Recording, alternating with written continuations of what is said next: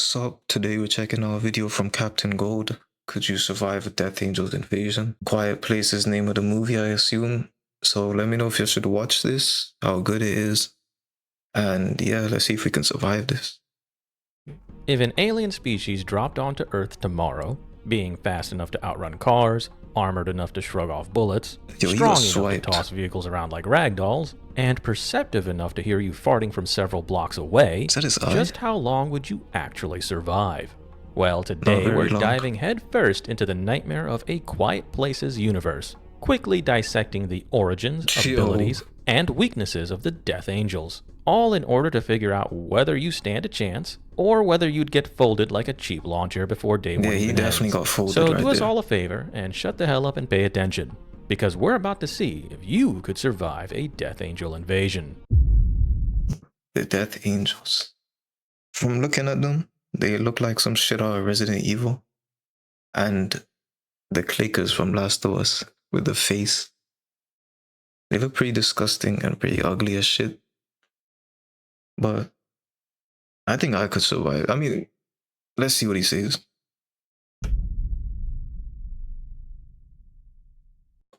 As per usual, in order to ascertain your odds of survival, we're gonna first analyze your primary existential threat in this thought experiment, being the invasive, spaceborne species known as the Death Angels. These extraterrestrial menaces are insanely resilient, as they clearly were capable of surviving in the vacuum of space for Don't an know how. unimaginably long period of time. I mean, yeah, they were technically encased within a meteor, but it's still gonna be cold as hell inside that rock. And there's also no oxygen or sunlight. Honestly, I have no idea how they even survived without any food or water or even photosynthesis. But, you know, who cares? I mean, I guess they're just built different, That is apparently. so disgusting. That being I'm sorry said, if you have these trypophobia. monstrosities are Shit is also nasty. supremely durable, as their armored exoskeletons are seemingly immune to small arms fire and even possibly many forms Bro of has the heavy arms worst aim. fire. They're also durable enough to survive impacting the Earth at terminal velocity, as they clearly began their assault on our planet by hitching a ride on a fucking space rock. You could even speculate that their durability might even scale to that of an asteroid impact. So it's We like the also know they dinosaurs. can't freeze, due to their survival in space. And we But they also just know came on a fire doesn't rock. seem to do anything to them. Nevertheless, the Death Angels are extremely fast, being easily capable of catching up to vehicles. They're Yo, also that guy got insanely fucking agile, thrown. effortlessly parkouring all over the damn place. And they're also unbelievably strong, with their claws seemingly being capable of cleaving through just about anything. Despite all of these impressive stats, these creatures rely on their highly acute sense of hearing via echolocation in order to hunt their prey. So, for all intents and purposes, the Death Angels are completely blind, which in my view is a weakness. Because they're of their blind? sensitive Okay. hearing, these a monsters doggy. can be disoriented by high-frequency noises. The flesh underneath their stupidly durable outer shell is also just as vulnerable as human flesh against firearms and even bladed weaponry. And given that they tend to expose themselves when focusing their biological sonar system, that means anyone with solid aim It's so can ugly. exploit I'm this sorry, weakness that shit even looks without the use of disgusting. high-frequency noises. These dipshits also can't swim, so deep bodies of water will totally incapacitate them. Now, I'm not exactly sure why we see one of them drowning in the third movie, considering they don't need oxygen to live. So I'm just gonna conclude that this Clearly they one do. scene in the Day They're 1 drowning. movie is an error. Because logically speaking, they shouldn't be able to drown. But sinking to the bottom of a lake, river, or ocean should be enough to totally neutralize So it's like zombies, bro. Live on an island and you're Gucci. Live on an island, have food, electricity, and fuck knows whatever. them. The Death Angels also aren't all that intelligent, especially when compared to humans, so it wouldn't be too difficult to deceive them with the clever use of one's own environment or noisy distractions. Like, say, throwing shit to Big divert brain. their attention or masking your presence by utilizing a potent source of sound, like a natural waterfall or traveling during a heavy rainstorm. So, yeah, there's plenty of ways to deal with these alien predators so long as you never remain complacent. Let's see how they invaded. While an individual Death Angel can be a serious threat to your survival, nothing compares to the actual scale of their invasion of Earth. That This shit looks invasive terrifying. species literally began their assault on our planet like a bunch of helldivers, dropping in on seemingly every major continent and metropolitan area on Earth. We know, from canon material and interviews, that the Death Angel invasion had multiple epicenters, with Moscow, London, Mexico City, Shanghai, New Delhi, and New York City being confirmed landing zones. Even smaller suburban towns like Millbrook, New York were hit on day one. It's kind of reminding me of Halo a little bit, where they it's like an it's like a whole race. It's like a orchestrated attack. It's not like some random shit that just happens. So it would be safe to assume this is a global assault that occurs simultaneously across the planet.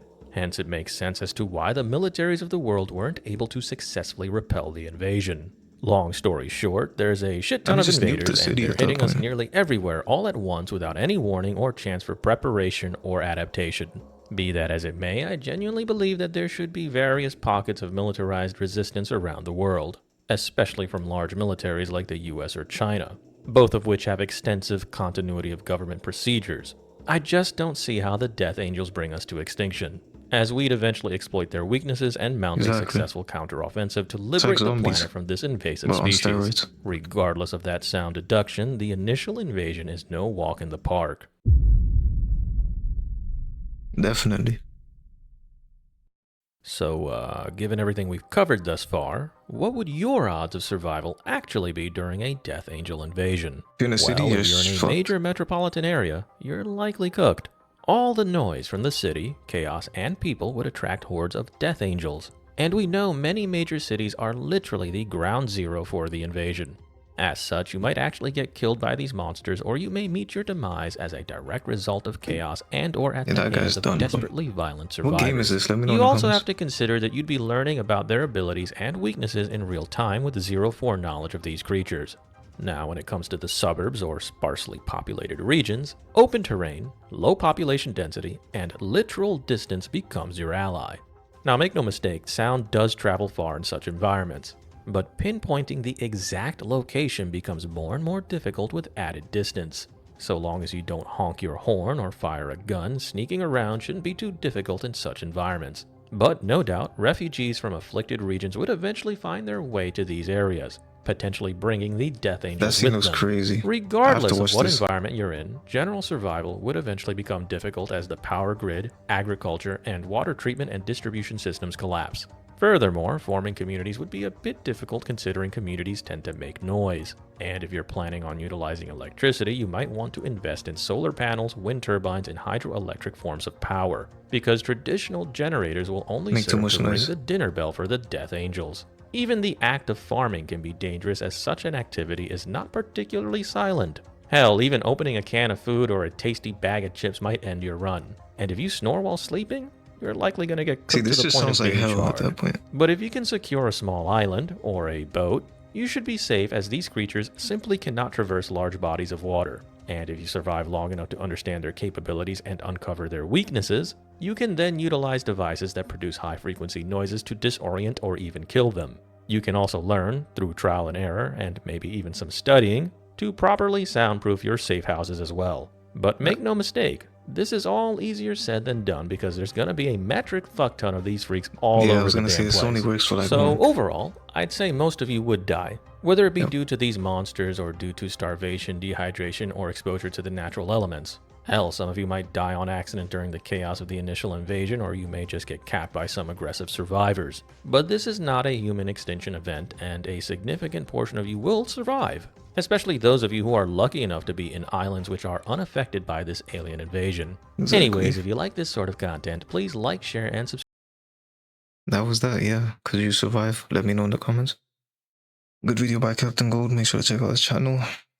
Give me a like. Give me to 1,000 subs in the 2026. And yeah, till next time.